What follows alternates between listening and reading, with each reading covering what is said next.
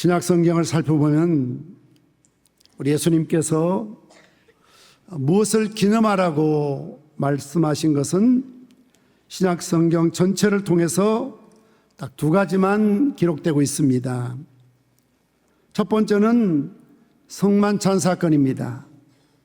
누가복음 22장 19절 말씀처럼 또 떡을 가져 감사기도 하시고 떼어 그들에게 주시며 이르시되 이것은 너희를 위하여 주는 내 몸이라 너희가 이를 행하여 나를 기념하라 하셨습니다. Remembering me라고 하신 것이죠. 그래서 주님께서는 성찬을 행할 때마다 주님의 죽으심을 기념할 것을 명령하셨습니다. 그리고 또 한 가지는 오늘 본문의 말씀처럼 마리아가 옥합을 깨뜨려 예수님께 부어드린 사건을 개역 한글에서는 이렇게 기록합니다. 내가 진실로 너에게 이르노니 온 천하에 어디서든지 이 복음이 전파되는 곳에는 이 여자 행한 일도 말하여 저를 기념하리라 하시니라. 개역개정에서는 그를 기억하리라라고 말했습니다만 기억이나 기념이나 영어는 remember라는 동일한 단어를 사용하고 있습니다. 우리가 무엇을 기억하고 기념한다는 것은 매우 뜻깊은 일을 잊지 않고 생각해야 한다는 것입니다. 다시 말씀드리면 이 땅에 설교자들이 존재하는 한, 그리고 하나님 말씀을 읽는 사람들이 존재하는 한, 이 여인이 행한 이 헌신을 기억하라, 기념하라 말씀하셨습니다. 무엇보다도 중요한 것은 이 여인의 헌신을 주님께서 인정하시고 기억해 주시는 사람이 되었다는 사실을 10절에 말씀하고 있습니다. 예수께서 하시고 그들에게 이르시되 너희가 어찌하여 이 여자를 괴롭게 하느냐, 그가 내게 좋은 일을 하였느니라. beautiful thing이라는 표현을 쓰고 있습니다. 내게 참 훌륭한 일, 좋은 일을 행했다라고 극찬하고 계시는 것을 볼 수가 있습니다. 여러분, 우리가 잘 아는 것처럼 여인이 도대체 무엇을 하였기에 주님께서 성만찬과 같이 기억하라, 기념하라 하시고 주님께서 그가 내게 좋은 일 했다라고 칭찬하고 계시는 겁니까? 사실 객관적으로 냉정하게 우리가 생각해 볼 때에 여인이 한 일은 그렇게 큰 대단한 일이 아닙니다. 예를 들자면 아브라함처럼 독자 이삭을 모리아산에 바치는 것처럼 자기 아들이나 가족 누구를 주님께 바친 것도 아니고요. 바나바처럼 전 재산을 팔아서 가난한 이웃을 구제했던 것처럼 자기의 전 재산을 판 사실도 없고요. 자기가 아끼고 사랑했던 옥합을 깨뜨려 그것을 주님께 부어드린 이 사건, 이것을 기념하라, 기억하라 말씀하고 있습니다. 같은 사건을 기록하고 있는 요한복음 12장 기사에 의하면 이 여인의 이름은 마리아입니다. 도대체 무슨 이유로 주님께서 그렇게 감동을 받으시고 이 여인의 한 일, 좋은 일이라고 극찬하시면서 기억하라, 기념하라고 말씀하셨을까요? 첫째는 마리아의 헌신의 동기가 순수했기 때문입니다. 제가 마리아 헌신의 동기가 순수했다고 전제하는 것은 예수님 당시나 지금 2000년의 교회 역사 속에서 교회나 교회 밖에서 주의 이름으로 또는 주님을 위해서 헌신하고 있는 많은 사람들의 동기가 과연 마리아와 같이 순수한 동기에서 헌신하고 봉사하고 충성하는가 하는 것입니다. 오늘 본문의 사건의 발단을 소개하면서 6절 말씀 보면 예수께서 베다니 나병 환자 시몬의 집에 계신다고 전제하고 있습니다. 마가복음 14장 3절에서는 예수께서 베다니 나병 환자 시몬의 집에서 식사하고 계셨다라고 말씀하고 있습니다. 그러나 이 식사가 일상적인 삼시세끼를 먹는 그런 식사가 아니라 주님의 은혜에 보답하기 위한 보은의 잔치 성격을 포함하고 있습니다. 그래서 요한복음 12장 1, 2절 말씀 보면 더 분명하게 뜻을 알 수가 있는 것이죠. 우리 한번 같이 읽겠습니다. 시작. 6월절 엿새 전에 예수께서 베다니에 이르시니 그곳은 예수께서 죽은 자 가운데서 살리신 나사로가 있는 곳이라. 거기서 예수를 위하여 잔치할세. 마르다는 일을 하고 나사로는 예수와 함께 앉은 자 중에 있더라. 베다니 잔치하고 있을 때에 예수님을 위해서 잔치를 베풀었다고 말합니다. 단순한 식사가 아니라 정말 특별히 예수님을 위해서 잔치를 배설하고 있는 것을 볼 수가 있습니다. 우리가 아는 것처럼 마리아의 가족 중에 오빠인 나사로는 가정의 역할을 했습니다. 그러던 그가 어느 날 병에 걸리고 죽게 되지 않습니까? 마르다 마리아가 절망 가운데 사람을 보내서 예수님을 초청했지만 예수님은 의도적으로 지연하고 또 지연해서 이미 나사로는 죽어서 무덤에 나흘되던 내 주님께서 오신 것이죠. 그리고 죽었던 나사로를 다시 살리시면서 나는 부활이요 생명이라는 귀한 메시지를 전하셨던 것을 볼 수가 있습니다.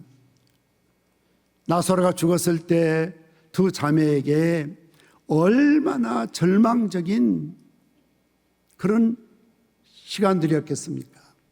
그러나 나흘 만에 다시 나사로가 살아났을 때 그 자매들이 본인이 갖는 나사로가 갖는 그 기쁨과 감격은 이루 표현할 수가 없었을 것입니다. 그래서 나병 환자로 소개된 시몬의 집에서 잔치를 베풀게 되는 것입니다. 가난했던 나사렛 좁은 집보다는 시몬의 집이 훨씬 더 공간적으로 물질적으로 여유가 있었던 것 같습니다. 그래서 예수님뿐만 아니라 많은 제자들, 지인들이 그 집에 모여서 잔치를 베풀고 있었을 때입니다. 그런데 이 잔치석상에서 갑자기 마리아가 옥합을 들고 나오더니 그 옥합을 깨고 그 안에 있던 향유 모두를 주님 머리에 붓기 시작하는 것입니다. 그 자리에 있었던 제자들의 반응은 8절에 뭐라고 합니까? 제자들이 보고 분개하여 화를 내면서 분을 바라면서 무슨 의도로 이것을 허비하느냐라고 책망하고 있는 것을 볼 수가 있습니다. 그러나 마리아는 어떤 대꾸도 불평도 변명도 하지 않고 자기의 머리를 풀어 주님의 발을 씻는 것을 볼 수가 있습니다. 마리아는 자신과 가정과 특히 오빠 나사로를 살려주신 주님의 그 은혜를 잊을 수가 없었던 것입니다. 비록 많은 사람들이 제자들이 비웃고 질타하며 제정신이 아니라고 책망하고 있지만 비난하고 있지만 전혀 개의치 않는 모습을 우리에게 보여주고 있습니다.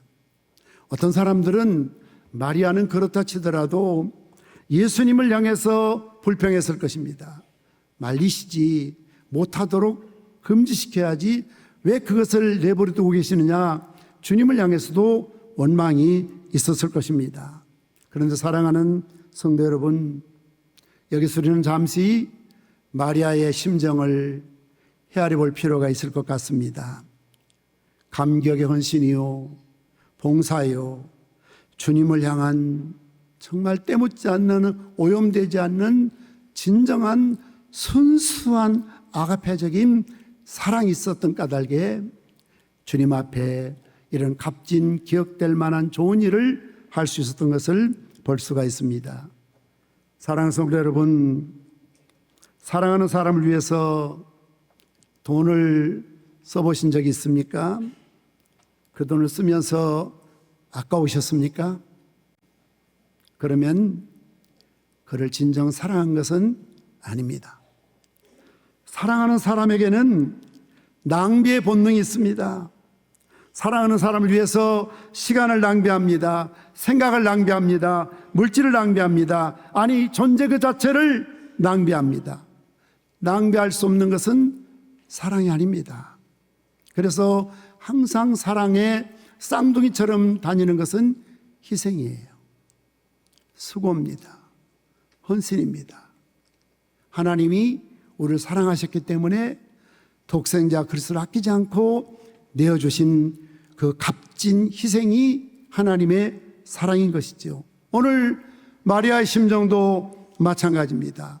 누가 비난해도, 심지어 제자들이 분노하며 비난한다 할지라도 마리아는 개의치 않습니다. 내 영혼을 살리신 주님, 내 오라비의 생명을 되돌려 주님, 주님을 향한 일편단심, 그것이 사랑이었습니다. 이러한 사랑이 그 값진 옥합을 깨뜨리게 한 것이지요. 교회 사가인 라뚜엘은 교회 역사를 연구하면서 중요한 결론을 이렇게 내리고 있습니다. 교회를 지켜온 사람들, 그들은 신학자가 아니다. 정치가도 아니다. 부유한 사업가도 아니다. 심지어 목회자도 아니다. 이름 없이, 인정 없이 주의 재단에 사랑을 바친 수없는 많은 성도들, 바로 그들이 에클레시아의 주인들이었다. 오늘 우리 목자로, 교사로, 리더들로 부름받고 올 한 해를 섬기기로 작정한 여러분들이야말로 이 경산중앙교회를 지켜왔고 앞으로 지켜갈 에클레시아의 주역임을 믿습니다. 마리아의 값진 영성, 순수한 사랑을 본받아 정말 여러분들이 설교 제목처럼 이 경산중앙교회에 기념될 만한, 기억할 만한 역사의 주역, 교회 주역들이 되시기를 주님의 이름으로 축원합니다. 두 번째로 우리 예수님께서 인정하시고 여겨주는 이 마리아의 믿음은 주님 앞에 최고의 것을 드렸다는 것입니다. 마리아가 주님께 향유를 부어드리는 당시 관습에 의하면 세 가지 유형을 찾아볼 수가 있습니다. 첫 번째는 옥합을 열어서 향유를 조금 몇 방울 부어드리는 것이죠. 최소한의 예의를 지키는 헌신의 방법이라고 할 수 있습니다. 당시 팔레스틴에서는 손님들이 집에 찾아오게 되면 준비된 향유 몇 방울을 머리에 부어드리는 습관이 있었다고 합니다. 그것만으로도 훌륭한 최소한의 예의를 지키는 것이죠. 두 번째 방법은 옥합을 열어서 향유 전부를 부어드리는 방법입니다. 이 정도면 최선의 헌신으로 평가받을 만합니다. 왜냐하면 옥합도 물론 값지고 비싸지만 그 당시에는 이 향유도 비싸지만 그것을 담는 그릇, 옥합도 꽤 비싸고 희귀했던 시절이기 때문에 이 그릇 또한 얼마든지 두 번, 세 번 재활용할 수 있는 좋은 그릇이 될 수 있는 것이죠. 그러나 마리아는 그 정도만으로 만족하지 않습니다. 오늘 본문의 말씀처럼 옥합을 어떻게 해요? 깨트려서 주님 앞에 전부를 부어드린다는 것입니다. 이것은 이제 이 옥합은 더 이상 주님 외에는 그 누구를 위해서 쓰지 않겠습니다. 옥합 그리고 향유 전부를 주님께 내어드리겠습니다 라는 고백인 것입니다. 제가 수년 전에 성지순례를 다녀오는 길에 이스라엘에 머문 적이 있습니다. 우리 많은 목사님들, 또 사모님들, 장로님들 이 팀이 단체로 갔었는데요. 가이드께서 내일 아침에 호텔 아침 조식을 먹으러 올 때에 절대로 가지고 오면 안 되는 음식을 열거하셨어요. 제 기억으로 그때는 여러분들이 제일 좋아하는 오징어 무침, 멸치볶음, 뭐 김치야 뭐 괜찮아요. 근데 사실 유대인들은 오징어를 먹습니까? 안 먹습니까? 안 먹어요. 오징어 안 먹습니다. 비늘이 없어서 안 먹어요. 부정한 음식이에요. 사실 멸치는 엄격하게 보면 비늘이 있거든요. 멸치 비늘이 있어요. 없는 것처럼 보이지만 비늘이 있어요. 근데 그 사람들은 그것도 안 먹어요. 멸치를 안 먹어요. 그래서 가이드가 여러분 내일 아침에 이 이스라엘 이 호텔 식당에 올 때는 다른 반찬 모르지만 이 오징어 무침, 멸치볶음 절대 가지고 오면 안 됩니다. 그렇게 신신당부했어요. 그런데요, 한국 사람들, 우리 목사님, 사모님 말 안 들어요. 몰래 뽀시락 꺼내가지고 자기만 먹으면 괜찮은데 또 옆에 돌려서 오징어 무침 덜어주고 뭐 멸치볶음 덜어주고 막 그렇게 해서 뭐 우리 가족 건데 먹으면 됐지 하고 먹는 거예요. 그리고 다 식탁을 거둬갔습니다. 제가 우연히 주방을 이렇게 들여다봤는데요, 깜짝 놀랄 충격적인 장면을 목격하게 됐습니다. 여러분, 아무리 자기들이 안 먹는 부정한 음식이라도 여기에 오징어 무침, 멸치볶음 나가지고 다 먹고 없어요. 그러면 이 그릇 갖다 씻어서 쓰면 안 되나요?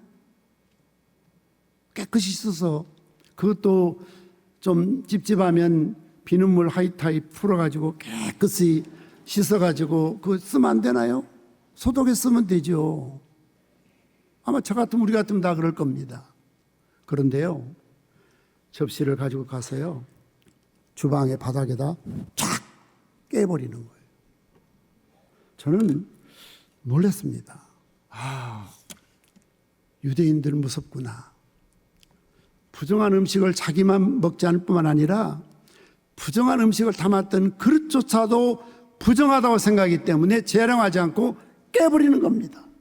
박살내버리는 겁니다. 섬찟했습니다. 저들이 저토록 문자대로 아직도 자기들의 율법을 지키고 살고 있구나. 저는 그걸 보면서 마리아가 옥합을 깨트린 심정을 이해할 수가 있었습니다. 옥합이 부정하다는 건 아닙니다. 주님을 위해서는 향유뿐만 아니라 이 옥합마저도 완전히 깨서 주님 앞에 모든 것을 다 쏟아부어 드리겠습니다. 전부를 드리는 헌신이죠. 그러니 최소한의 헌신이나 최선의 헌신이 아니라 최고의 헌신, 여러분 오해하지 마십시오. 제일 비싸고 가치가 많다는 것은 아닙니다.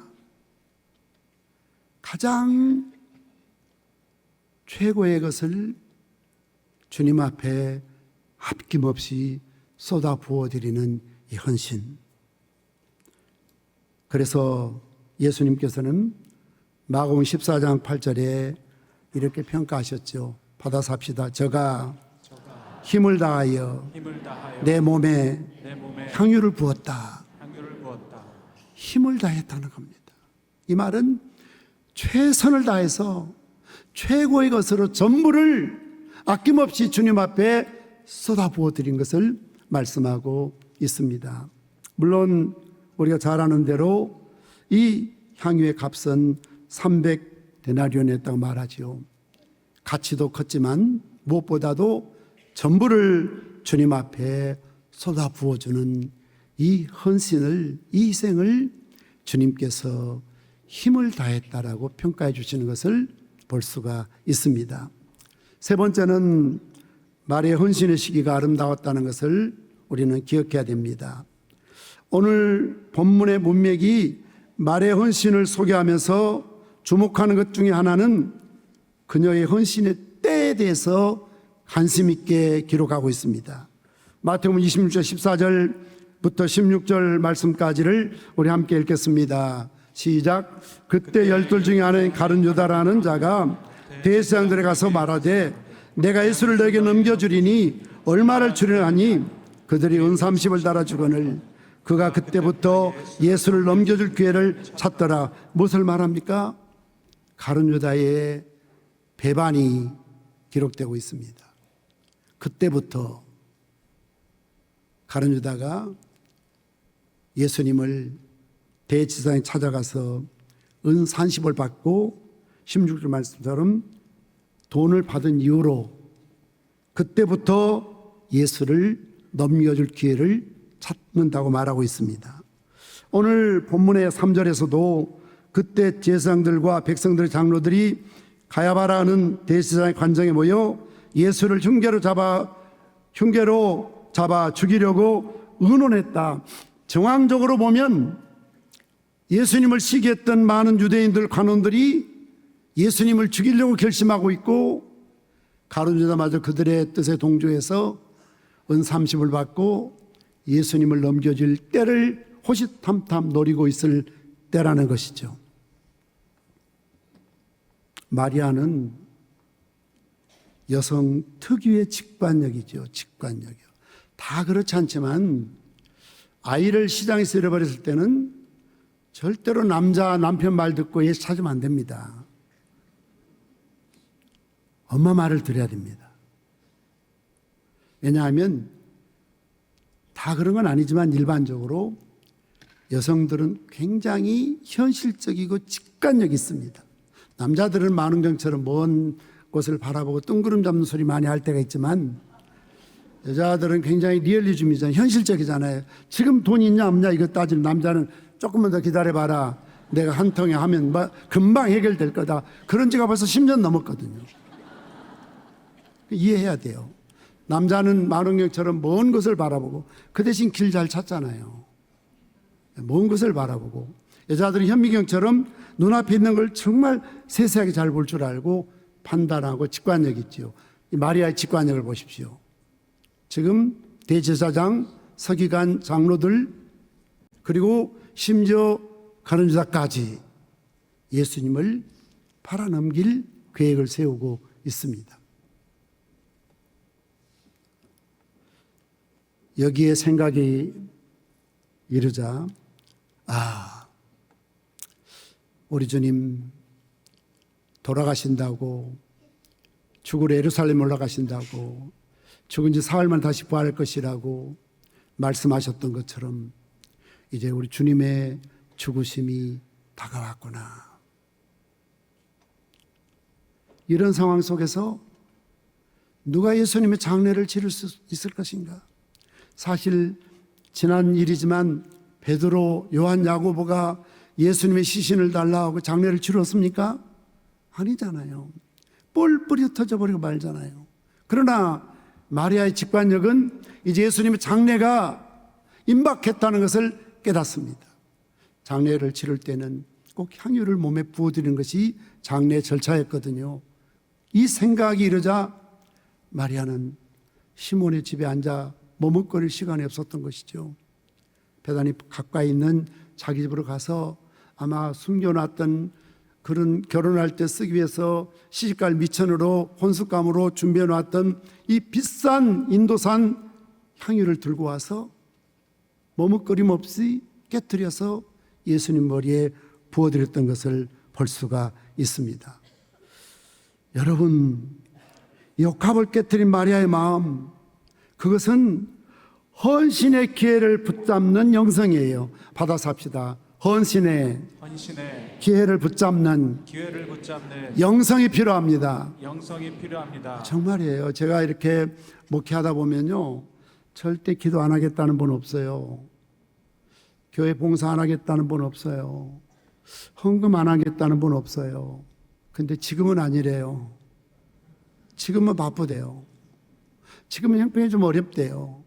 지금은 집에 중3이고 고3이 있대요.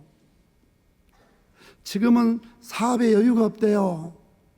나중에 하겠다는 거예요. 차차 하겠다는 거예요.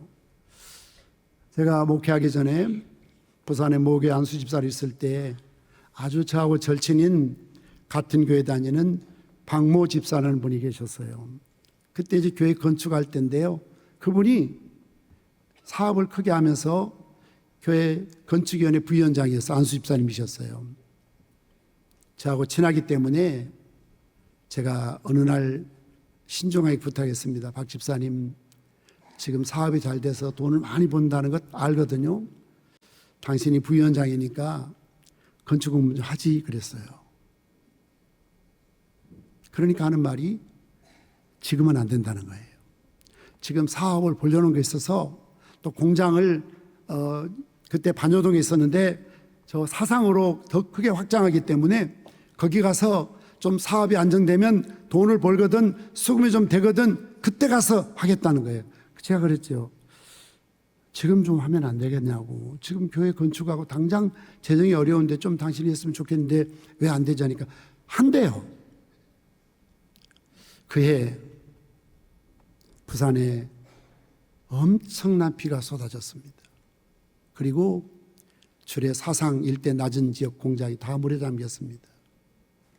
그분이 노래방 그 기계 만드는 그런 기술을 갖고 중국에도 또 국내에도 한참 그 노래방 붐 일으킬 때 어마어마한 그런 수요가 있을 때 몇백 명의 직원을 데리고 공장을 운영했는데요.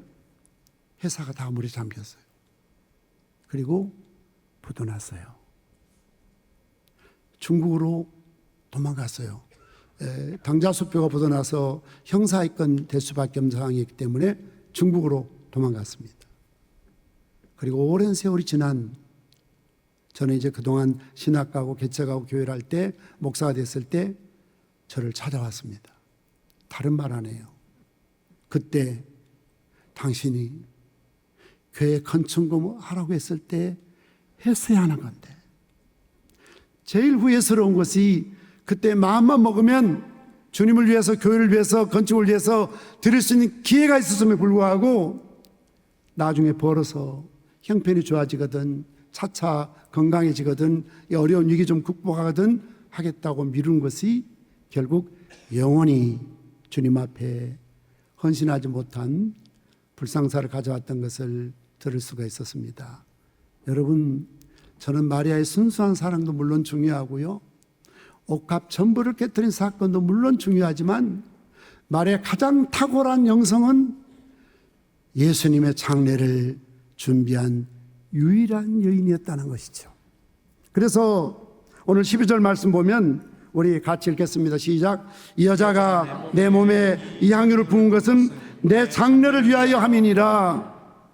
저는 이 말씀을 대할 때마다 정말 마리아가 주님을 위해서 옥합을 깨뜨려 향유를 붓지 않았다면 이 땅에 오셔서 33년 동안 생애를 마무리하시고 십자가에 죽으신 주님, 그 누가 주님의 죽으심에 주님의 장례를 위해서 이와 같은 헌신을 할 수 있었을까?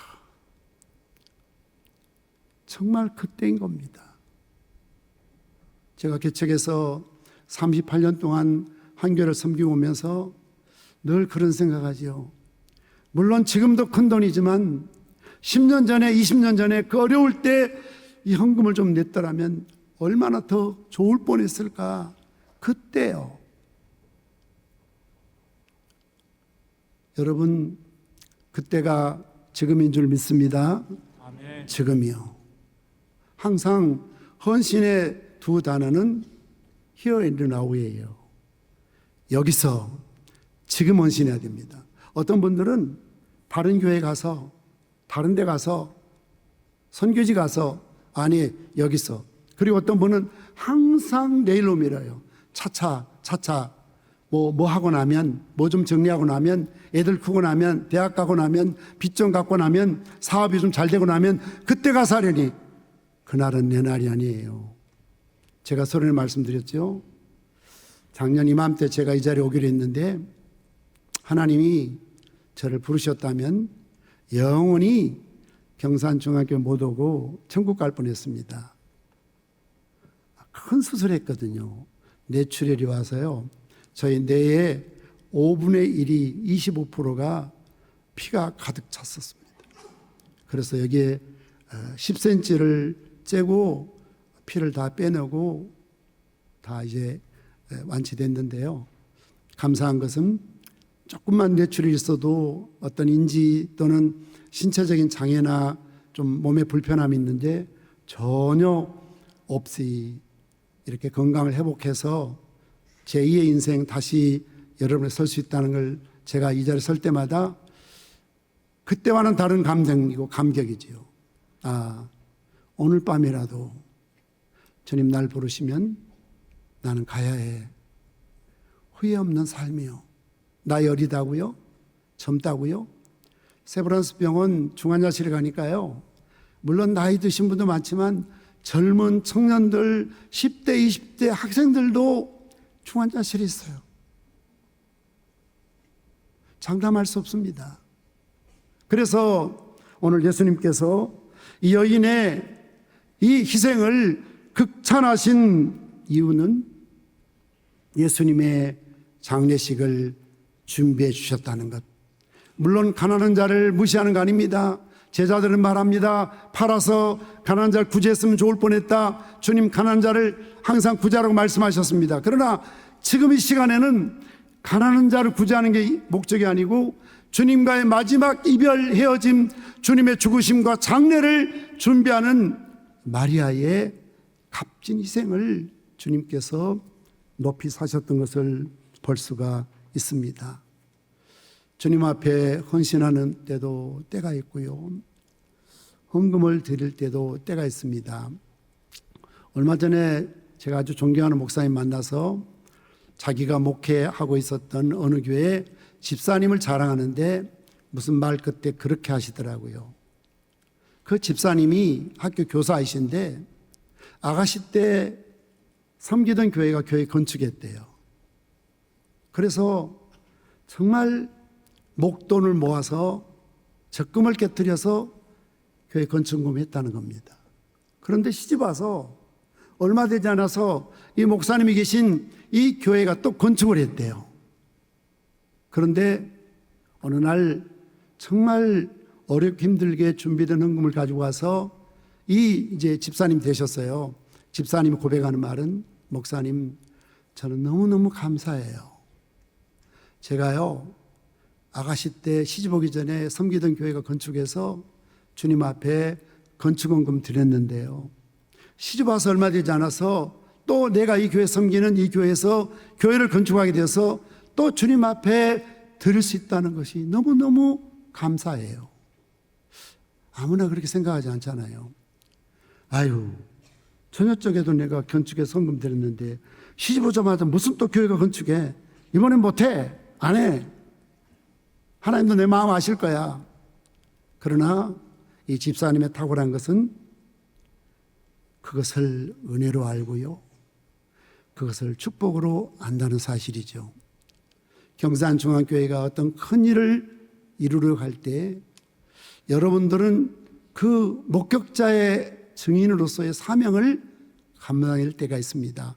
선교하는 일이든 교육하는 일이든 땅을 사는 일이든 주차를 넓히는 일이든 어떤 건축하는 일이든 여러분이 그것을 목격하고 듣고 기도하고 있다는 것은 여러분들이 그 일을 위해서 마리아처럼 옥합을 깨트리는 희생이 수고가 필요하다는 것이죠.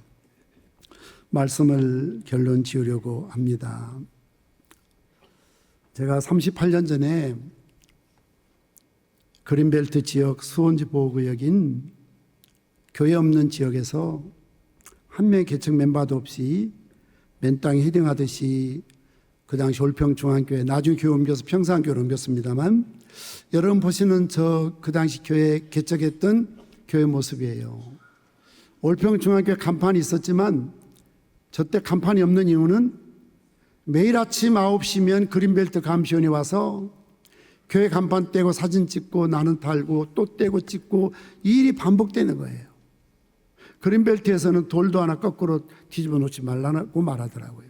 그런데도 그 지역에 300여 가구가 있었는데 그 지역에 영혼들이 있기 때문에 저렇게 저 지역에서 교회를 개척을 했습니다. 교회 개척하고 38년, 40여 년 지나오면서 잊을 수 없는 수많은 분들의 마리아와 같은 헌신자들을 저는 만났습니다. 교회 차가 없어서 부산에 어느 학원차를 빌려다 쓰고 또 갖다 드리고, 토요일 밤이면 학원 가서 부산 가서 차를 가져오고 주일 쓰고 또 주일 밤에 갖다 놓고, 이 일을 몇 달 동안 반복했거든요. 그러니까 그 학원 원장이 집사님이신데 우리 교회는 아닌데 학원차를 우리에게 주었어요.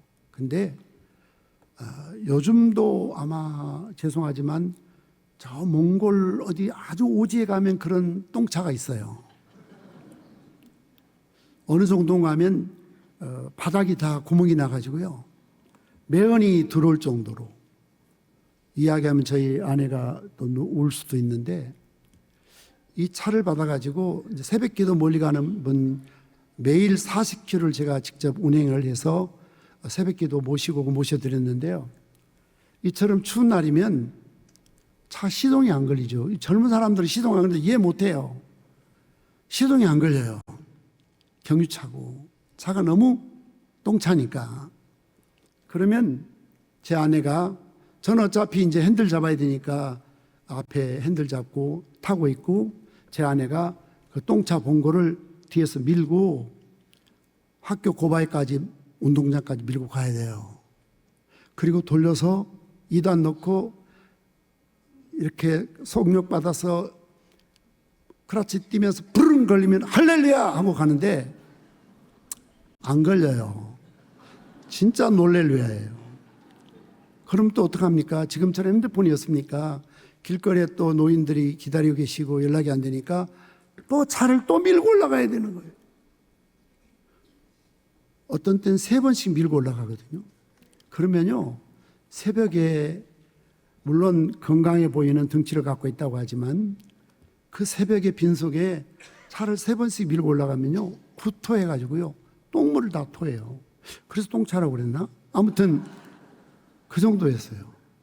그러던 어느 날, 이제 우리 교인 다 해봐야 10명이 채 안 되니까요, 새로 집사 임명받은 분들 이렇게 축하하기 위해서 부산에 어느 분이 식사를 산다고 그래서 제가 그 똥차를 끌고 우리 교인 전 교인을 태우고, 그래봐야 본거 하나에 다 타니까요, 태우고 도시고속도로 막 달렸습니다.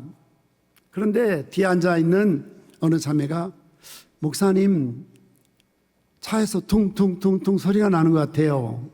그래서 제가 며칠 전에 마우라 떨어진 거 땜방했는데 그게 다시 떨어져서 그런가 보다. 마우라는 부딪혀 상관없어요. 또 한참 가니까 목사님 뒤에 차가 주저앉아요 그러는 거예요. 근데 밤인들 어떻게 합니까? 도시고속 세울 수도 없고. 그래서 끝까지 갔습니다, 믿고. 그리고 식당에 딱 도착했는데요, 차가 텅 주저앉고요, 봉고 타이어가 빠져가지고요, 또르르 굴러가는 거예요. 그의 정주영 씨 아들이 그런 사고로 돌아가셨어요. 밥을 먹을 수가 없었어요. 몰살시킬 뻔했다. 이 사람들 다 죽일 뻔했다. 우리 하나님이 그 안에 있는 이 봉고 타이어가 작은 게 2개 들어있거든요. 안에 있는 게 파스 빵꾸, 죄송해요, 이런 사투리 부산에 와서 어쩔 수 없어요. 빵꾸 나가지고 밖에 있는 타이어를 치니까요, 텅텅텅 소리 나면서 얼마나 세게 쳤는지 6개 나트가 다 대가리가 날아갔어요. 그리고 타이어 빠진 거예요. 특히 부산 세관 앞에 이렇게 돌아올 때 주님이 그 타이어 붙잡는다 얼마나 힘드셨을까. 자, 이것을 지켜본 그 당시에 김모 집사, 이모 집사 부부가요, 얼굴이 노랗게 뜨는 거예요. 밥을 먹은 둥 만둥하고 차는 폐차시켰어요.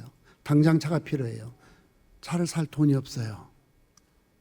그래서 이 부부가 어느 모 보험회사, 상품 이름이 골든 나이프예요. 골든 나이프. 100개의 구자를 가입시키면 봉고차 살 수 있는 할부금을 거기서 받을 수 있대요. 봉고차 할부금 넣을 수 있는 돈이 생긴대요. 그래서 이 두 부부가 그 다음 날부터 골든 나이프, 이름이 얼마나 좋아요. 골든 나이프. 100구자 넣기 위해서 지인들, 교인들, 아는 사람들 그렇게 다 돌아다니면서 개척교회 돕기 위해서 보험 한 구자 넣어달라고 그렇게 해서 결국 한 70구자 들었어요. 나머지 구자는 자기들이 다 했어요. 결국 교회 돈은 하나도 넣지 않고 그 두 부부가 봉고차를, 새 차를 사서 운행했던 헌신을 잊을 수가 없습니다. 지금도 그 생각하면 가슴이 먹먹하고 눈물이 납니다. 교회에 땅을 사고 건축하기 위해서 은행에 돈을 빌려야 되는데 우리 교인들은 초신자라서 집을 담보로 잡혀달라고 부탁할 수가 없습니다. 제가 부산에 다니던 어느 모교회 권사님 부탁을 드렸죠. 당신의 집을 담보 잡히고 융자받게 하고 자기의 둘째 아들 개인 택시 그 당시 2천만 원이었는데 준비된 돈을 땅 사는데 헌금해 주시고요. 자기 갖고 있는 연립주택에 10개 세를 주는데 그중 하나를 월세 받아서 차곡차곡 쌓아놨다가 제가 신학교 다닐 때 학비를 가져와서 늘 보태주셨어요. 저는 이런 분들이 주님이 기억해 주시는, 저는 목회를 이제 올로로 끝났지만 주님 나라에서 잊혀지지 않는 값진 희생이요 헌신이라고 생각합니다. 우리 교회 200평의 부지를 어느 모 장로님이 정말 요즘 시가로 거의 10억 가까운 그런 땅을 사서 그분이 교회에 기증해 주시기도 하고요. 밀양이 고향이신 어느 장로님과 권사님 부모로부터 유산을 받은 임야 2614평을 교회 앞으로 헌물해 주셨고요. 부족한 종이 목회 은퇴하고 38년 마칠 때 우리 교회 어떤 모 장로님이 목사님 고생하셨는데 이제 가장 안전한 차를 한 대 사드리기 싶습니다. 그래서 볼보 승용차를 평생 타보지 않았던 수입자 제차를 사주셔서 오늘도 그 차 타고 여기까지 왔습니다. 저를 위해서가 아니고요. 주님을 위해서, 교회를 위해서, 복음을 위해서, 하나님 나라를 위해서 헌신해 오신 수많은 분들의 마리아와 같은 그분들이 저희 평산교회에 기념될 만한 주역이 되는 것처럼 오늘 경산중앙교회도 이 자리에 계신 우리 리더들, 목자들, 교사 여러분들이 이 경산중앙교회에 기념될 만한 마리아와 같은 헌신자가 되시기를 주님의 이름으로 축복합니다. 말씀을 마칩니다. 제가 목회하면서 개척 때 제 믿음이 식어질 때, 사랑이 식어질 때, 헌신이 식어질 때 자주 불렀던 아주 고전적인 복음성가가 있어요. 그것은 사랑이 식어질 때입니다. 가사는 이렇습니다. 사랑이 식어진 곳 거기 주님이 계시네. 선한 목자 되신 이 네 몸 내 몸 막 감쌀 때 어두운 그림자 가득 날 멀리하고 사라져.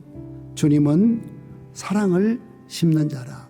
여러분, 우리가 잘 아는 에베소 교회의 행위와 수고와 인내와 거짓된 것을 용납지 않는 것과 견디고 게으르지 않는 것을 주님이 칭찬하셨지만 그러나 한 가지를 책망하셨습니다. 너희 처음 사랑을 버렸느니라. 우리가 교회 섬기고 특히 리더로 목자로 교사로 일하다 보면 선을 행하는 자에게 반드시 낙심할 일이 찾아오거든요. 그러면 목사인 저도 어떤 때 시험 들어서 주저앉고 싶을 때가 있습니다. 머뭇거리고 싶을 때가 있습니다. 좌절할 때가 있습니다. 사랑이 식어진 것을 저는 가장 가슴 아프게 생각했습니다. 그래서 주님 십자가의 사랑, 주님께 부름받았던 그 처음 사랑, 주님을 위해서라면 그 무엇도 깜지 않고 다 생명까지도 드릴 수 있는 그 사랑, 그 사랑을 잊지 않게 해주십시오. 회복되게 해주십시오.